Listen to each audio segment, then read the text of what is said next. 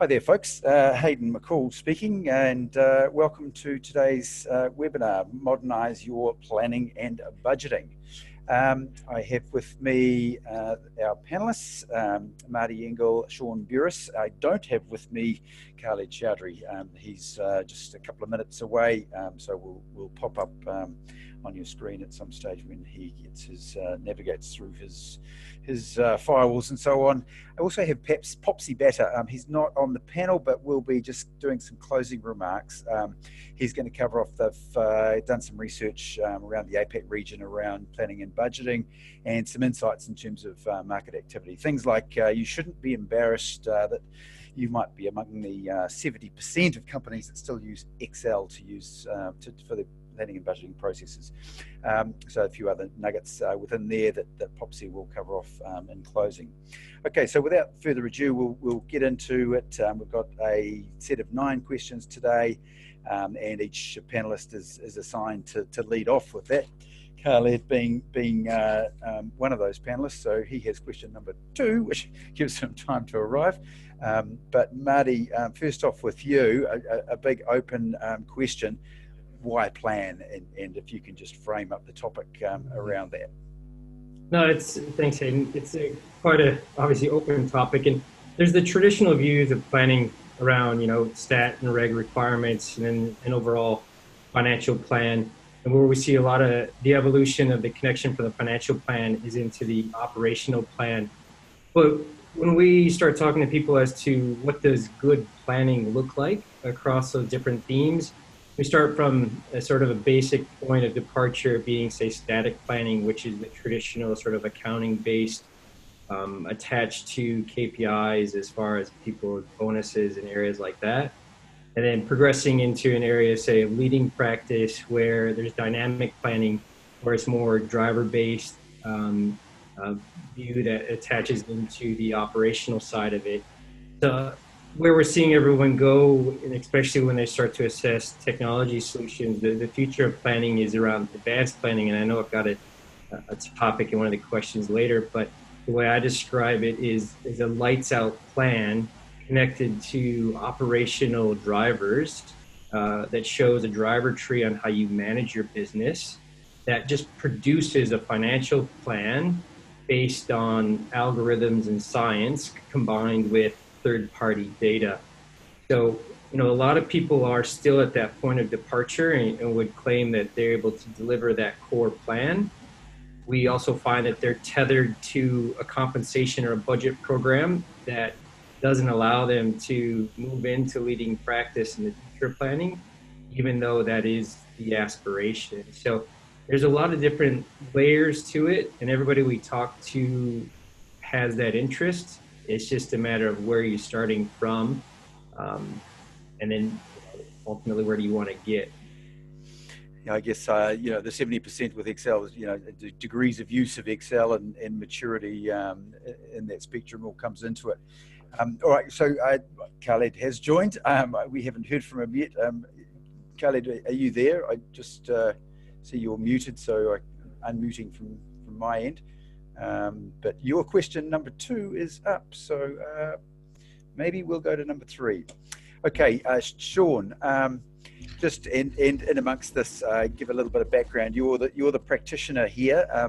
The others are coming at it from a generalist perspective, but you've been through an implementation of planning and budgeting solutions, or a solution, and so bounce to number 3. The Excel issue probably got a bit of that in your background. So maybe just to paint us a bit of a picture of where you've come from and what you've done, and then into issues that you face with Excel. Yeah, absolutely, Hayden. I'm Shaun Burris, the Australian Finance Manager of Email Payments. We're a prepaid payment processor company. We're publicly listed in Australia. Head office is here based in Brisbane. We operate card programs across 23 countries globally. We typically service industries such as more gift cards, corporate programs, salary packaging companies in Australia, gaming payout cards in Australia as well, but more broad, slowly, just to name a few key verticals that we operate in. We have a key focus on delivering innovative payment technology. So more recently looking at mobile payments and embedded payment technologies, which is pretty cool. I guess when you conceptualize our business, it's a very complicated business in the sense that, you know, when you think about how many geographies we're operating in, the type of technology that we're using, it is complicated, and nested against the backdrop, I guess, the payments industry more broadly, it is very complicated. But for the finance managers, the FCs and management accountants out there, our business can be simplified in many ways that when we think about what our key driver is what we call volume. So in essence, deposits onto our card product. So the more volume we get, it drives our revenue. We typically take a very small fraction of our total volume coming through as revenue. That drives our gross profit and our EBITDA. Having started back in 2013, I recall, I think it was that year, we just cracked $100 million in card deposits, if you will, and turned over an EBITDA loss of roughly $5 million. So fast forward to 2019, our ASX announcement with our annual report that came out in September, we increased our volume in that 6-year period from roughly 100 million a year up to 9 billion a year, with an EBITDA gain of 29 million, so up from -5. So we've had phenomenal growth. The reality is, it's our underlying processes that we've had to really learn to scale to become more efficient to get through that growth. I remember starting back in 2013, when we were going through our month-end process, receiving roughly 40-something Excel files at the end of the month from our transaction processor. We literally had a team of accountants that would go through and interpret that data, plug it into our accounting software at the time, and that would be these two giant spreadsheets that basically reported our customer profitability and our financial statement pack. They're roughly 30, 40 megabyte each. The month-end process was roughly 5 days. The reporting process was 2. So it's pretty significant for a small company. When I think back in my experience at EML during that period, there were probably 7 key issues that, frankly, I found disabling with what we were doing with Excel. For us, just speed in reporting was key. The business frequently had not much appetite for waiting 2 to 3 days for us to produce reporting. So as we grew, and we grew in regions as well, there's a lot more push within our finance teams to improve in that area. The reason why it was so slow, I guess the second point, is that it was all underpinned by manual processes. So we'd have an accounting team who would plug in an Excel file that goes into an accounting package that plugs into another Excel file as we get turnover, I suppose, through managing that process. We had issues with consistency and formula errors. They were pretty key in terms of some of the issues that we faced month by month. The ability to handle versioning was a big issue for us in Excel. I recall the FY17 budget in Australia, I think we had version 72 floating around somewhere. And that was literally just due to how we were managing that the incremental updates to our forecasting process. Globally, we lacked standardization as well. So the Australian business had their own method of budgeting. The European business had their own method of budgeting in their own Excel file, as did the North American. So it really made consolidation really, really difficult. Yeah, I imagine fairly familiar issues there with people listening in terms of that complexity and clunkiness of processes. So you've been through a project and implemented a solution, funnily enough, the NetSuite solution. Yeah, absolutely. Oracle PBCS, right? Correct. So we implemented PBCS roughly 1 year ago. It's removed a lot of those issues that we were facing at the time. All right, good stuff, and we'll come back to more detail on that. Now, Khaled, have we got you there? I see you're still on mute. Is that because you can't talk, or? Hey, can you hear me now? We can indeed. Perfect. All right. Good. We haven't got your picture yet, but probably working on that. All right. Let's skip up to question 2. Khaled, you come at it from 2 perspectives: the Association of Financial Professionals and specifically the financial planning and advisory group within AFP. But you're also a group sort of analytics and planning role for your company. So a couple of perspectives to bring that into how do businesses mature their model beyond just straight out financial planning and financial budgeting, to bring in those operational drivers that the rest of the business is kind of lives and breathes by. Sure. So just a little bit of background, right? So right now I work for Khaleds Microelectronics. We're about a $4 billion chemical manufacturer, global manufacturer. Right now, as I'm speaking, I'm sitting in Singapore. The part that I would like to highlight from my background, right? So I mean, right now I run the analytics program at Cabot, but before that at KMG Chemicals, I ran the FP&A for 4 years. But if we go back, I have over about a decade experience in FP&A. In the US, we have this certification by AFP, which called FP&A. So I did that about a couple of years ago. But keeping that aside, my perspective is actually pretty simple, right? So I look at things in terms of 3 C's: capacity, capability, and collaboration. So you kind of have to work with one of those to move forward. So the part that I usually always say is that a lot of people said, well, we're going to do big data, we're going to do machine learning, we're going to do advanced forecasting, we're going to do ARIMA model and whatnot, right? But first you got to pay up your debt, right? So like anyone who has dealt with debt, debtors are pretty insistent on getting their debt. So right now, if from our organization, when it comes to budgets and financial planning, we have a huge Excel debt. So I have nothing against Excel. I love Excel. But people have kind of gone about, well, we're going to move out of Excel, or we're only going to stay in Excel. But I got in trouble for saying this before, but trying to use Excel for the entirety of the planning process, kind of trying to use a Swiss knife to cut an oak tree, right?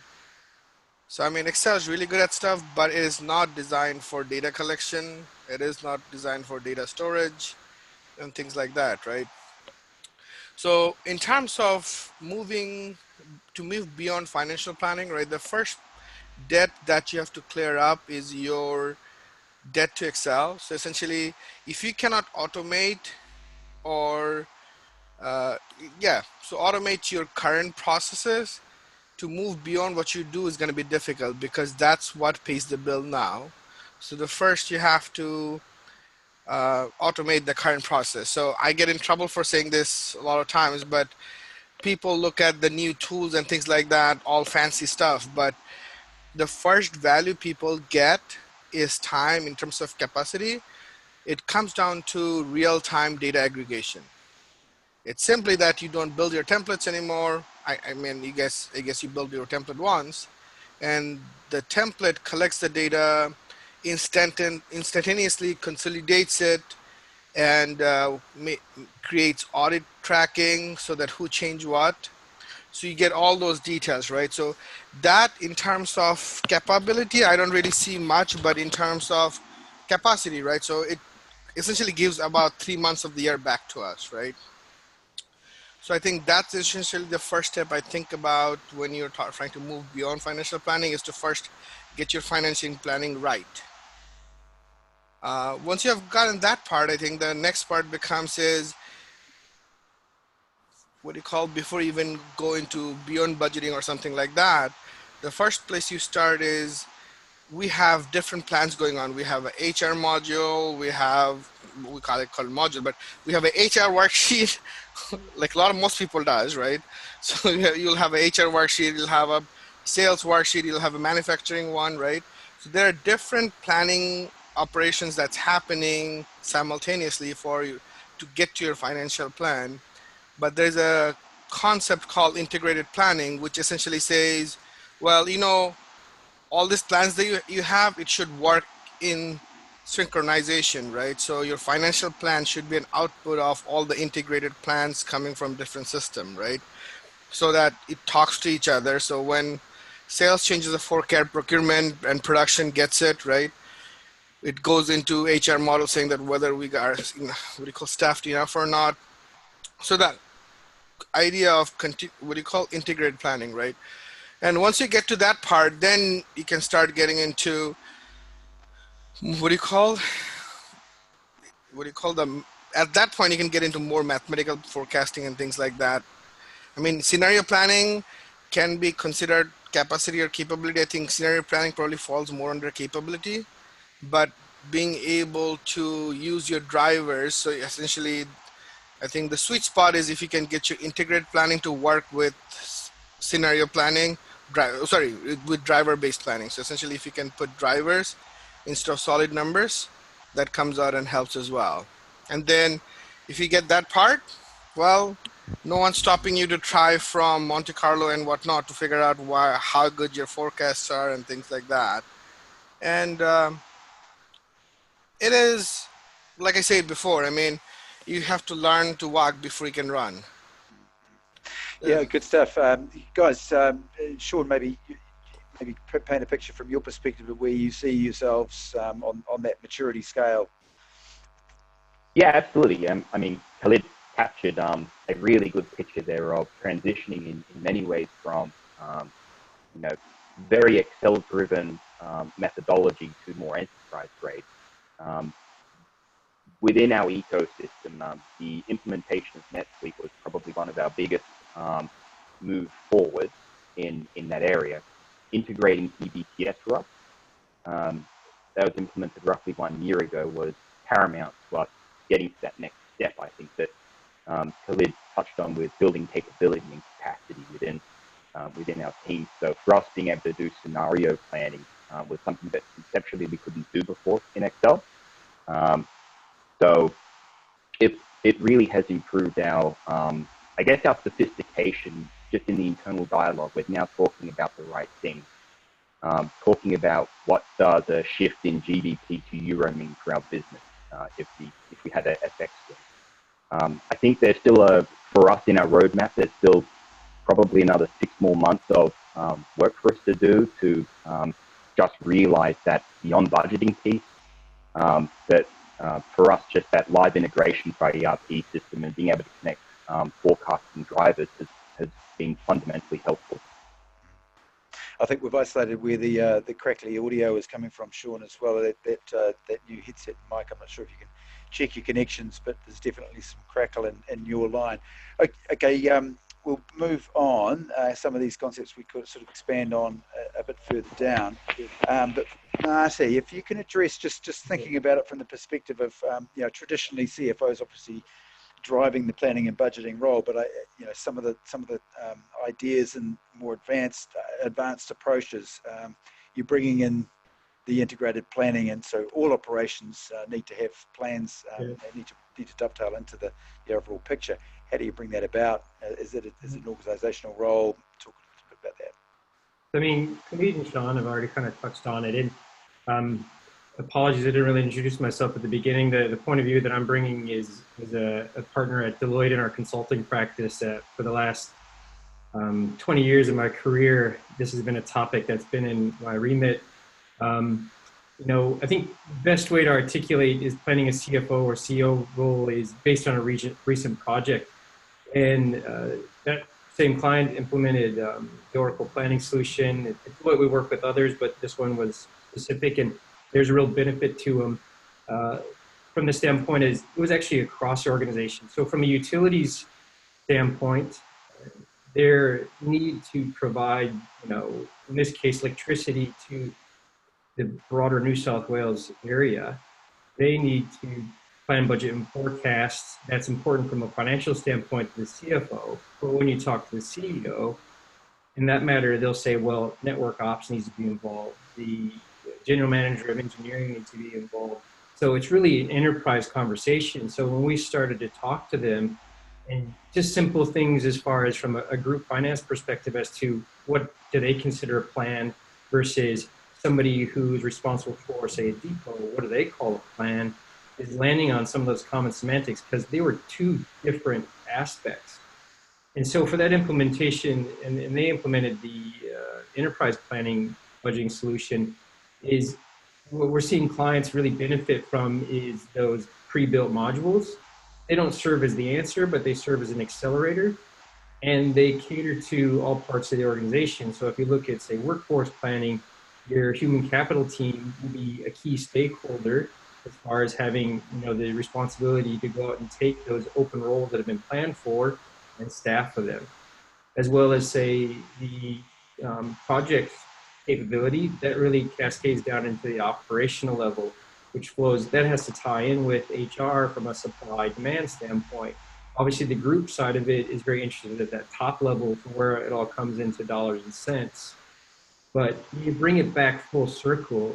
Yes, typically planning, budgeting, and forecasting is owned by the CFO because people automatically go to dollars and cents, but really it starts to see EO and cascades out through the entire organization. But like where Shaun and Khaled have talked about it, it's that journey from, you may just get a foundation in place that group finance is able to collect a budget, and then you start to cascade out. So it kind of almost looks like a diamond or a pyramid as far as how do you achieve that over time.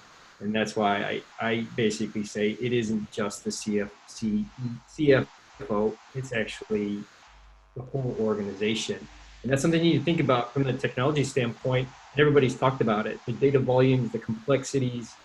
So as you pick a platform to support it, it's not just simple aggregation of dollars. I guess the improvement and the extent to which make the planning relevant to those operational roles, significant improvement in engagement from them, right? In terms of, Yeah. this stuff's valuable to me now. It's actually delivering some usefulness for my own internal planning, but it's also, relevant organisationally. So must be some quite big wins to go down that path. Yeah, and that's where you start to get into the topic of business partnering. So at the time, people will think, I'll replace Excel and I'll put in a new solution.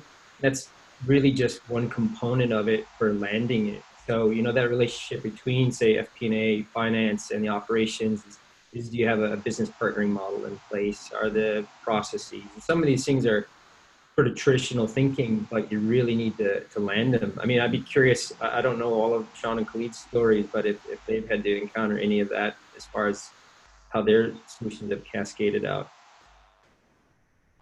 Guys, any comment on that? I think the human component is very important. I think personally, I think I should have mentioned this, but we invest quite a bit of money in investing in tools and things like that.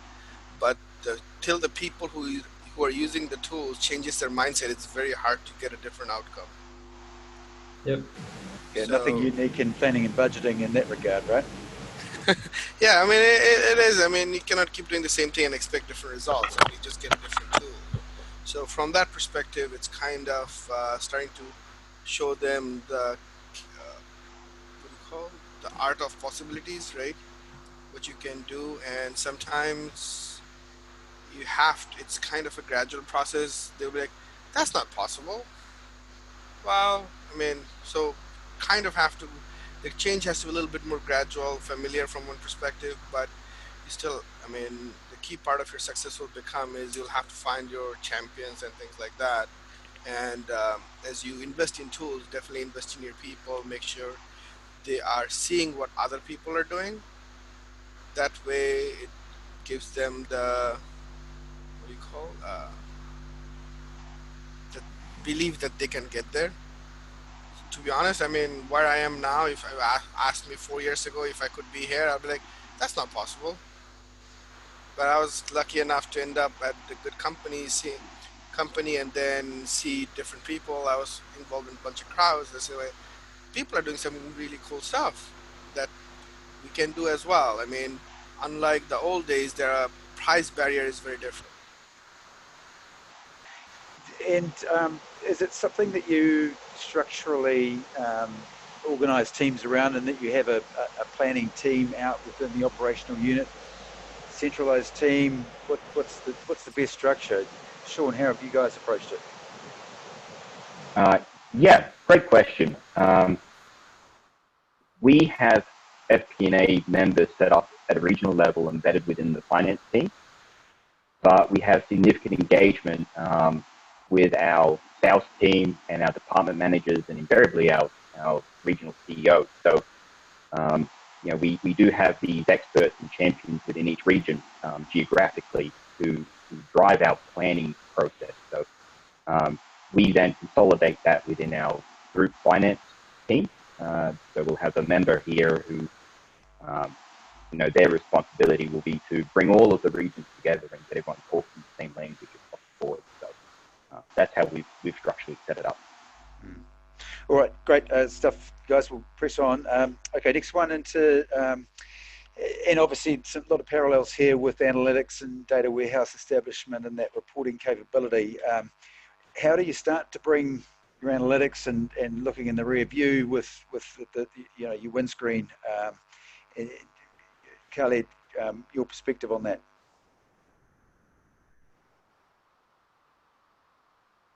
Oh, he's muted.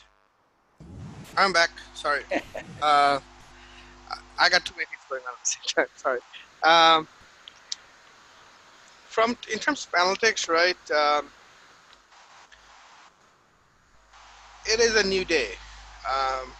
So the part is, if you're still using Excel for reporting and you're still spending most of your time prep, so the challenge becomes is most people spend 80% or more of their time building a report and then very little time looking at it. So in terms of that perspective, the world is very different in terms of when it comes to analytics tools, regardless of what you use, right? From that perspective, I think the first part, it comes with, again, you have depth with your old reports, figure out how you can make it automatic.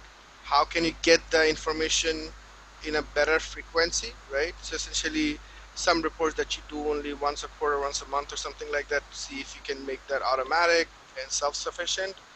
And from that perspective, you also have to invest quite a bit in terms of visualization, because I guess visualization is not the right point to say, but it's kind of like the buzzword people uses, but it goes back to storytelling, because we are so used to having cells, this square or rectangle things, and we think a report only means what you can fit inside a rectangle. From that perspective, when you're telling a story, it is much better if you can communicate it with different forms of communication, whether that is different forms of visualization, interactive visualization. And whenever you put a number up there, that's also visualization, but also take into the factor of how much someone can actually consume. So if you give someone that has 50,000, sorry for 50,000, if that thing has more than 25 to 50 numbers on it, you are expecting humans to do something computers are better at, trying to crunch those numbers to figure out what it is. So from that perspective, analytics starts with first automation of your current processes. So essentially you automate, then eliminate, and then upgrade, right? So then from there, you can start looking at what you can do after that. I mean, there's a great story. I mean, you can Google it, around Microsoft. It's not about a Microsoft product, but about Microsoft's finance team. their own finance team, right? How they had started with a small prototype where they have created a small team inside finance and say, well, we will give you guys a data scientist and start from that perspective, right? So I think Microsoft's planning team, from that perspective, not really the business partnering perspective, but the team that put the forecast together went from 800 people to like 8 people or something like that.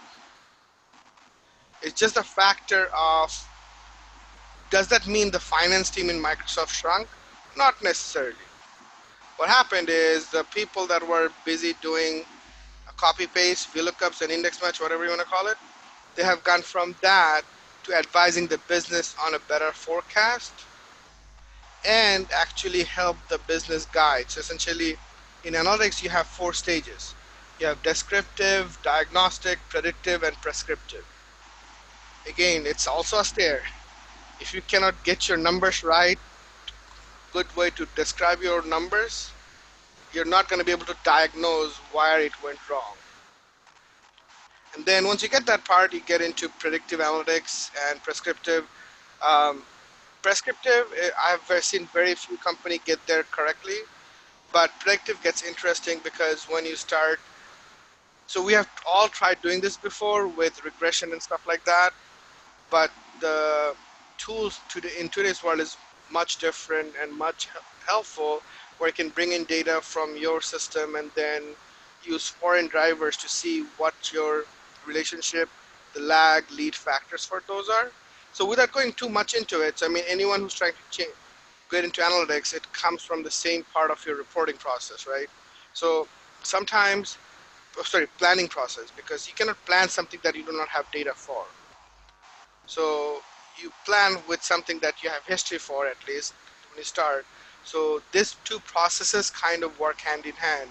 As you start to plan better, your analytics will get better, and as you start to get more analytics out of it, so essentially you start finding more key drivers through analytics. Those are the things you can take back and use for planning again. All right, good stuff. Marty, maybe from perspective of your client base that you've been working with, what are you seeing in this area? I think Khaled kind of touched on it. I think the one key thing where analytics is being combined with the planning piece is the resources that you have within the team. So if you're going to actually get deep into analytics, you need to have individuals that understand, one, the analysis, how to make sense of the volumes. One of the questions coming up around predictive and the algorithms, and sort of that quote unquote data scientist perspective. This is one of the challenges I usually put out to clients is, if you look at what you have on Seek or something for your recruitment, when's the last time you actually did a refresh and look at, say, other organizations which you might consider to be in the forefront of digital cloud, whatever you want to call it. There's a handful of clients in the world, and Microsoft essentially, what do their recruitment profiles look like? And at times people start to compare the two and go, holy cow. So, Clete touched on quite a few of the topics. I think the one that I would call out here is, are you actually recruiting, or are you uplifting your existing capability to actually apply the sphere of, say, cognitive themes, analytics being one of them, into the planning process? Or are you just going to be stuck on that static planning, which I talked about earlier? So really driving your strategic objectives right back into your recruitment and the voice of what you're trying to achieve. There's a lot of different areas I can go on that topic, but I think that's an easy one for people to look into right away. Because for all the aspirations in the world, if you don't have the individuals that understand it and can apply those cognitive themes, you're just trying to pretend. All right, good stuff. Keep forgetting to remind the audience, and you're acknowledging that you are out there. Really keen to hear questions from relevant in your environment that you want the guys to set their minds to. you know, have your voice included within the discussion today. So just in the Zoom bar, just if it hasn't popped up already, just hover over the little lime bar and the Q&A button. Just type away in there. I've got that up on my screen and we'll see it straight away. So yeah, just fire away and we'll address those either as we go or we'll have some time left at the end. Okay, on to number 6 of 9. So just handling that ability, and agility is the word of the day, but how to handle plan changes, and you know, all this work goes into aligning plans with a real historical and strategic overlays and all those things. How quickly can those things be changed, and what should your objectives be there? Shaun, this one's against you, and talking a little bit about your environment. Yeah, absolutely. I know in my earlier points when I was mentioning some of the key issues that we had here at EML, one was certainly our ability to handle change within the budget, to present out a live forecast and to recut it 6 months down the track to do a reforecast. So, you know, really focusing back on that key theme of agility is really important if you are trying to get a fairly robust budgeting process. At EML, on a global level, we basically use a bottom-up approach here.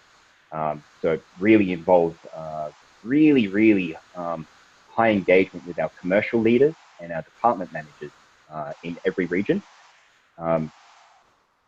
Going out to them on a fairly frequent basis to capture that data and bring it back to feed it back into our forecasting process is quite laborious. I recall, as I mentioned, the Australian version of the budget in FY17, 72 versions, which we had, which were recuts of the budget, predominantly from having that engagement process with our commercial leaders and our department managers.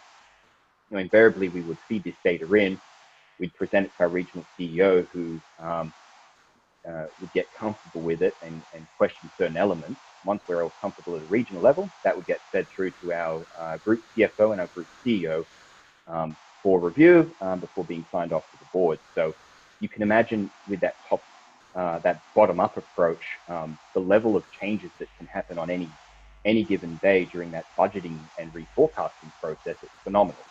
And typically, when I look back at our methodology, we would typically have an Excel template that we would submit to our commercial team and our department managers, and you know, we would give them our view of the world, certainly, and then hope via email that they will feed you back some information within the next week or two. You typically have your catch-ups with them to walk them through their, I guess, their proposed budget before you submit it back into your Excel model, form that part of the data block. We consolidate that back up and get our regional reporting pack. So every single incremental change would mean we'd have to go back through that process again. So it was a fairly laborious process that we had to go through, I guess, to get to an outcome that we would have, you know, a full set of forecasted financial statements ready to go.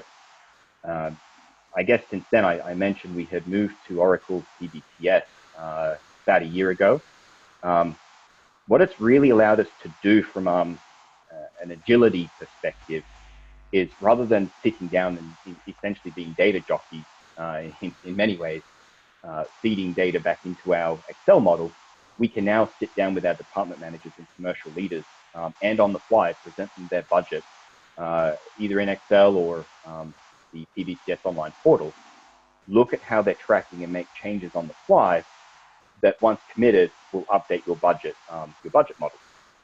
So really, it's enabled us to remove that laborious manual task of consolidating data back, you know, copying and pasting static sets of data into an Excel model. It's enabled us to remove that and get to basically zero-day reporting, where everything is just done within the system. It's all highly systemized. So it's been great for us.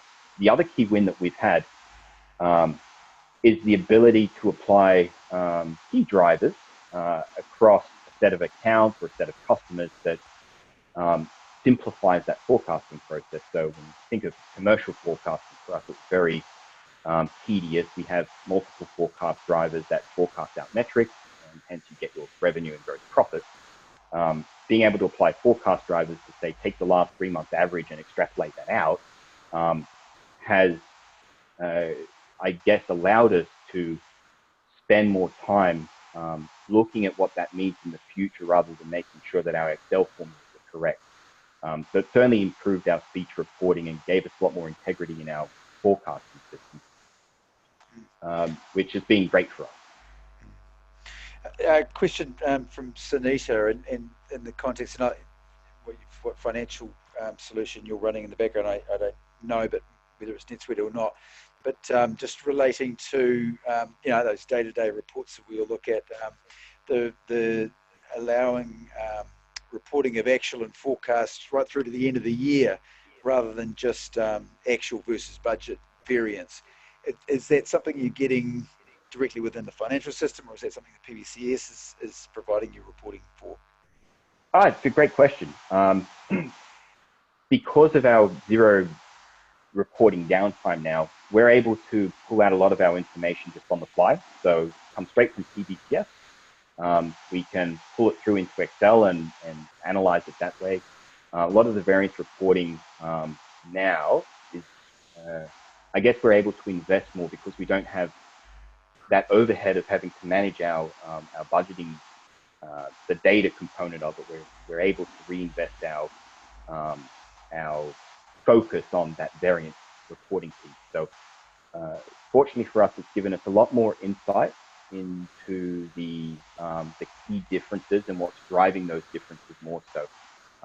It's given us a lot deeper insight than we would have achieved just from Excel. The other key benefit is that where we do have variances, we're able to then drill down into the underlying data. For us, that's sitting in NetSuite, but we basically have that link. So being able to identify variances, drill down into what the root drivers of those are, for us has been a game changer. All right, that's great. Time pressing on, so I'll keep moving on into number 7. Can't planning be automated? And this was a longer question, just with predictive analytics and algorithms and AI, all the buzzwords of the day. What's possible and how good is it, and how much is it actually being implemented out there, Marty? The short answer is yes. The execution of it is a bit of a longer answer. So as far as it being automated, I touched on at the beginning that the nirvana of it is the connection from your operational planning attached to the algorithms that can help with the predictive side of it, combined with external data, because the production of the financials is just simple maths, right? So the challenge we're seeing with people that are trying to do that, because most everybody's sort of down that path of they've got the financial output, how do you bring through the operational and automate it all? One is that I've had visibility to other projects where somebody's come in and said, okay, let's do a driver tree. And they basically said, you need to have all these different drivers, and they get positioned with Nirvana. And then they create driver tree, they'll agree on it. And then they go, sorry. Energy efficient. Just one more on the list of our technical challenges today. Sensor lighting. Yeah. So is that then they look at those drivers and then realize that there was a bit of sold of a dream and the data doesn't actually exist downstream. So having a practical lens to what are the operational drivers and a practical lens to what is that driver tree that you can pull those levers and have an impact, they can be sourced. Combined to do the predictive scenario is it needs to have a balance of external data. So this is a conversation we have with a lot of clients from a maturity standpoint. Is there for your sector or industry access to third-party data that you can actually source to inject to do the predictive component? Because the algorithms not only want to use your historical data, but they'll also benchmark you against industry trends. So those are some of the things you need to work through. Going back to what I discussed earlier, as far as having a resource that understands that Khaled mentioned a Monte Carlo simulation. you start to throw around, what's the sample size for the Monte Carlo simulation based on the results? What's the standard deviation? You start throwing on these different things that have all been around since we were all in university, but a lot of people don't deal with it on a day-to-day basis because they just produce P&L, balance sheet, cash flow, and maybe some lower level operational pieces. So the technology is there. I think Oracle's done some interesting bits when they've embedded the crystal ball solution that was acquired years ago to provide it. I find a lot of clients that even have Oracle don't even know how to navigate to where that capability is. Like I said, Mitch, we work with a lot of other vendors across the board, and they're embedding, depending on their depth and breadth, they're either embedding capabilities from their suite or they're partnering with other providers. So it's understanding that balance as to, is it can all be provided in Oracle's sense, it's quite capable, versus other providers, do I have to beg and borrow and combine, or do I have a broader cognitive initiative across my enterprise that group might be able to source you with information. So as I said, the short answer is yes, it's available. What I'm seeing in Australia is it's being very slowly adopted. We're actually running an event in November around a program we call Precision View, which is along these exact lines. I know for Deloitte US, this is something that program has existed there for the last couple of years, and organizations with really thin margins are really embracing it because it's something that if they want to manage that and have higher accuracy, that automated predictive type of planning is really critical to their success. Khaled, any perspective there? I want to run out of time. Good question, John. I have got that digested, and we'll come back to you before we close out. But Khaled, any perspective from you on this area of predictive analytics? I think before I want to say one word before I get to predictive, right? So can planning be automated, right? So I think Deloitte actually has an amazing video. I'm going to see if I can find the link before the thing is up. It talks about two scenarios for finance.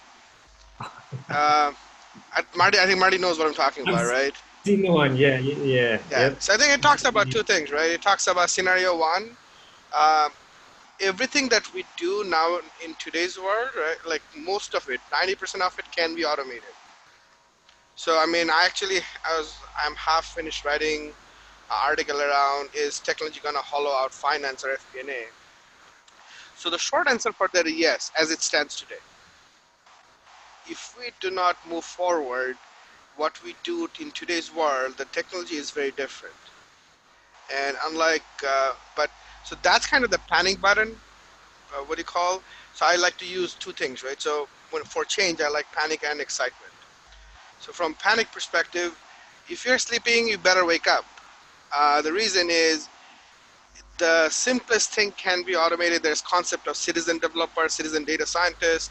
Any conference you go to, so for example, Chevron, instead of hiring developers, they actually created a citizen development specialty center. So they teach the business to build their own things, right? So whatever the tool that may be. So from that perspective, that's the panic part of it. But the exciting part of it is there has never been a better time or opportunity to solve problems with new tools. So for us to move forward, talking about, instead of talking about which version of the Excel is correct. So, every one of us have been there. I sent you the version. Is that right? Or which one is right, right? So essentially, out of the 72 version, which one actually finally ended up being your budget, right? The conversation should move from that to saying that what is the likelihood of us actually hitting the number from an unbiased, like for example, I talked about Monte Carlo and whatnot. There's things like auto ARIMA, which is very simple, like whatever language you use, it's automatic base forecasting.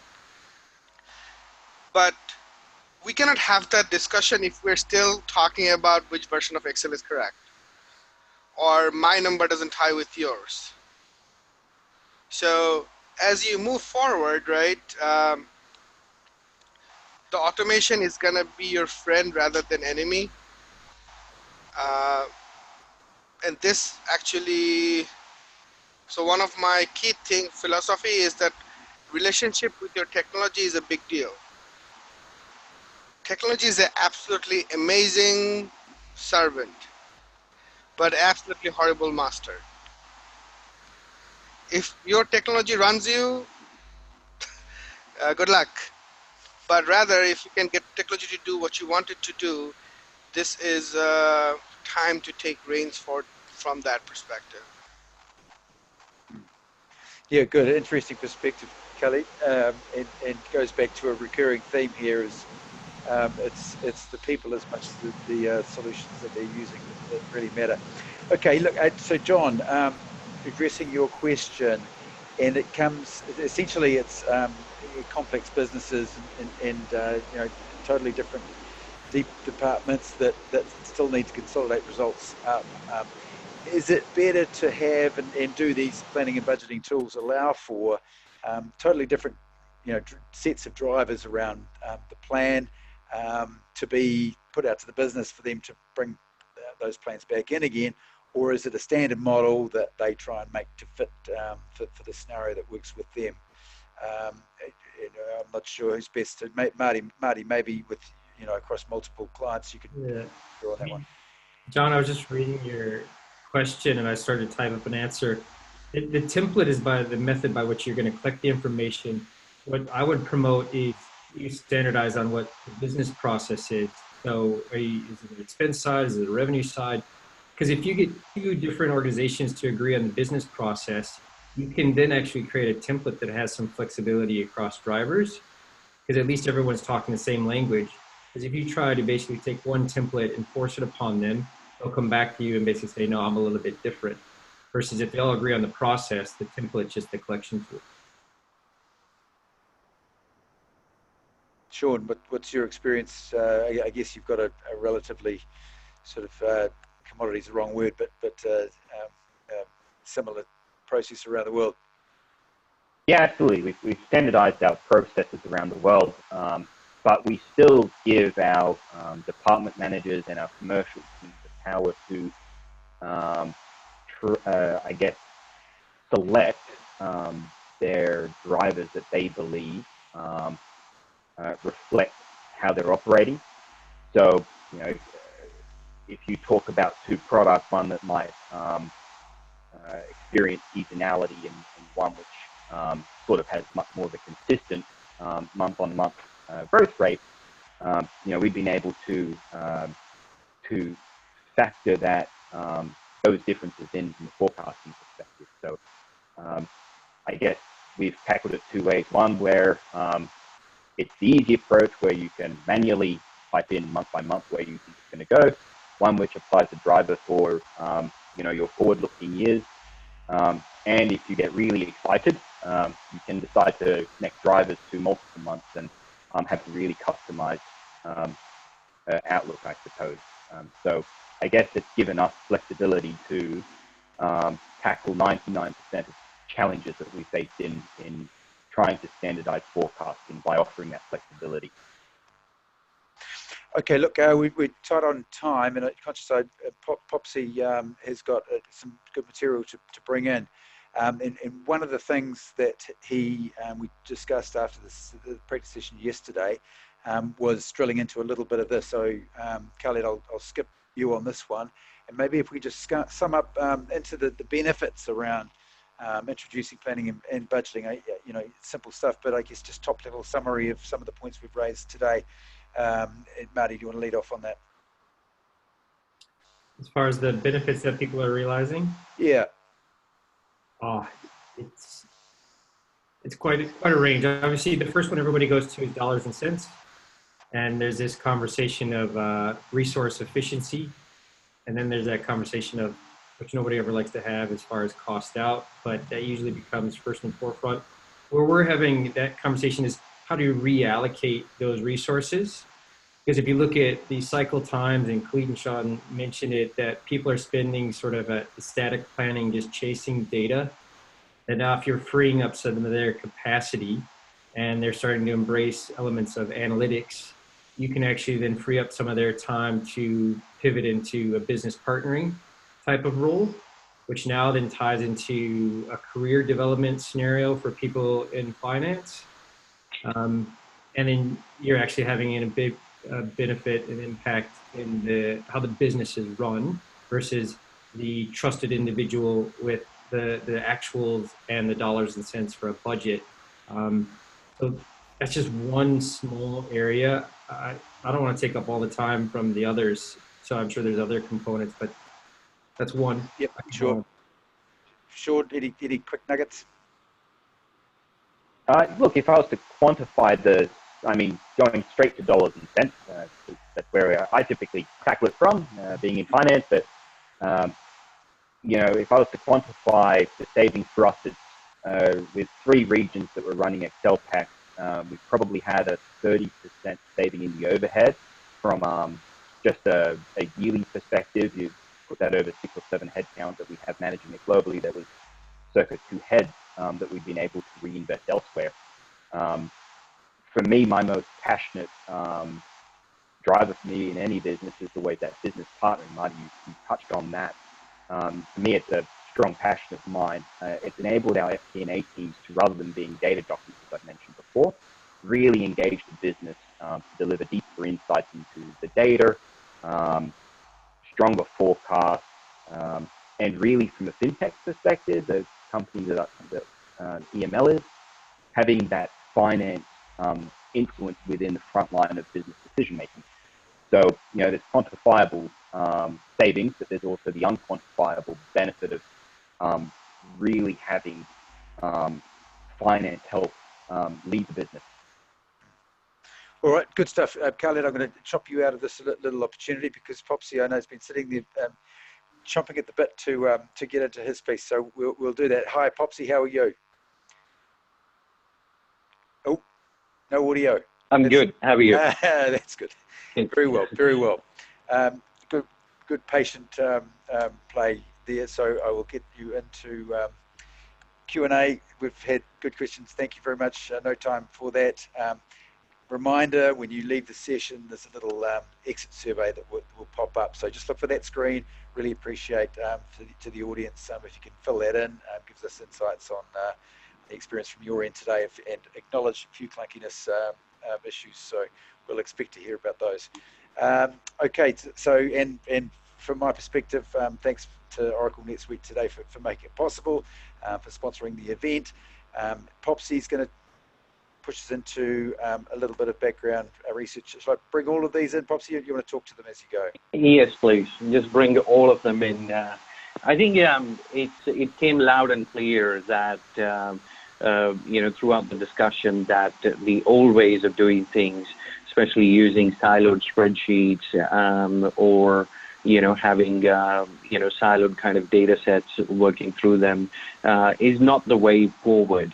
And there has been extensive amount of research that's been done by, a lot of third parties, such as, Gartner, Forrester, some from Deloitte as well, which clearly highlighted that, nearly 70% of the companies are, still kind of using spreadsheets.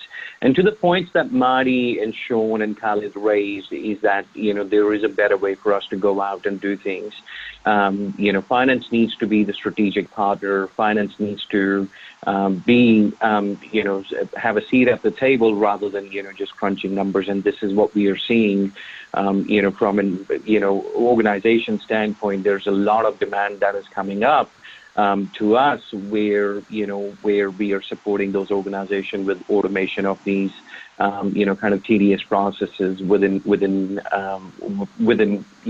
the industry or the vertical or the, particular organization. Where we are generally helping is basically, to support the organization with data consolidation, so they have the ability to, work on multiple scenarios, multiple versions at any given time. The entire organization, whether you're in operation, whether you're in sales, whether you're in finance, kind of looking at the one picture and having an input into the templates that's been built up, which kind of links back to your operational KPIs. Then not only that, from a senior management perspective, it allows them to kind of make informative decisions, looking at, how the organization is performing, and, whether they need to invest, whether they need to, divest, or, if they're going to invest, where are they going to invest and how they're going to invest as well. So this is all kind of possible from, by automating these processes, and if you choose the right tool, which gives you the empowerment to be able to make those decisions.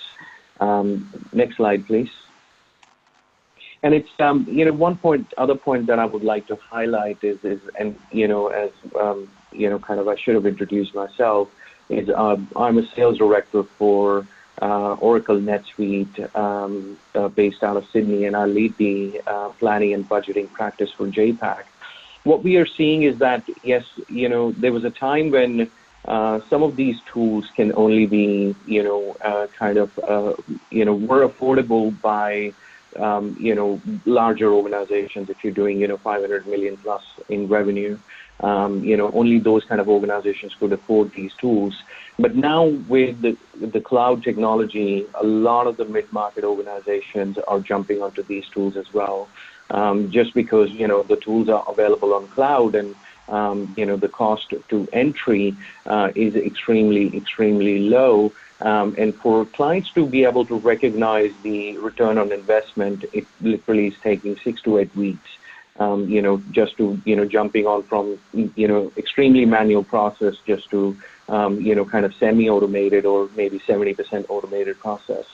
And when you're looking at these kind of technologies, there are things that you should be looking at from in terms of when you're choosing the vendor, or where we can help, or where, what are the things that you should be looking out for, is basically, allowing you to have the consolidated view and not operating in the siloed approach, which will allow you or senior management to make improved decisions.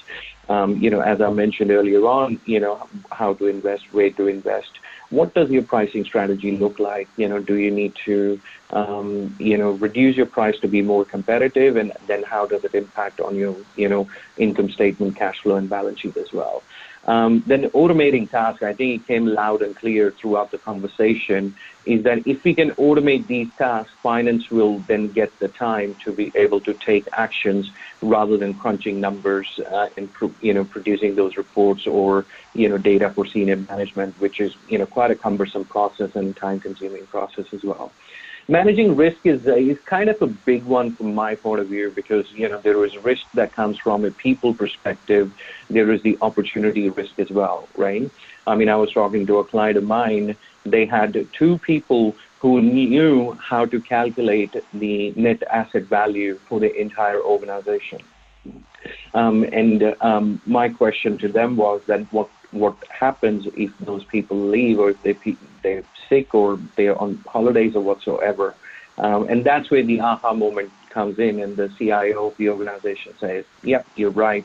And that is a risk that we are trying to, eliminate in this scenario, is where we have the tools, the templates, the processes baked into a technology, rather than, having those people with all that knowledge, and, which kind of exposes us from a risk standpoint. Not only that, making the right decision based on the right data allows organizations to, as I mentioned, whether you're going to launch a new product, whether you're going to launch a new service, or, invest or divest, whatever direction you want to go, if you have the consolidated view, the cost of opportunity becomes lower in that scenario, because now you have the ability to make those strategic decisions, and basically, move forward. The last but not least is the optimizing assets. Obviously, we've seen organizations recognizing 60 to 70% operational efficiencies by implementing some of these tools, and that is where majority of the demand is, where we are seeing the demand is coming from a lot of the small to medium businesses, from a lot of the mid-market businesses, where these organizations get to kind of recognize the value in a very short period of time. And as the organization grows, they have the ability to build on more of the drivers into the tool as well. So, if there is anyone, on this call or, requires, would like to discuss this further, feel free to reach out to me via the link or, the feedback form, and we'll be happy to help you. All right. That's great. Thank you, Popsy.